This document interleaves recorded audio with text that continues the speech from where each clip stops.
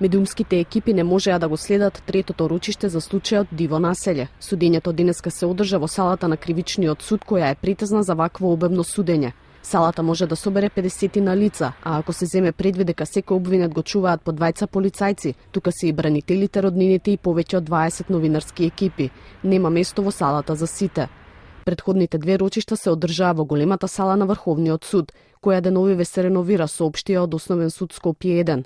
На новинарите им беше речено да се договорат меѓу себе кои тројца да влезат внатре и тие да им принесат на другите што се случувало. Репортерите солидарно одлучија да не влегуваат во судницата и да останат надвор. Во салата присуствуваат представници на опции на Косовската амбасада во Скопје.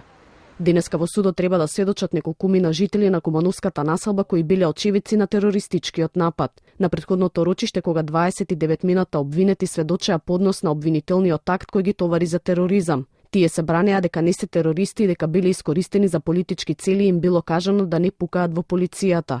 Следното рочиште е закажано за 25 февруари. Од судот најавија дека ќе обезбедат видеопрезентација во живо од судењето кое новинарите ќе можат да го следат од судската библиотека. Минатата година на 9 и 10 мај во Кумановската населба Диво населје во крвавата пристрелка меѓу македонската полиција и вооружената група загина 8 полицајци, а 42 беа повредени.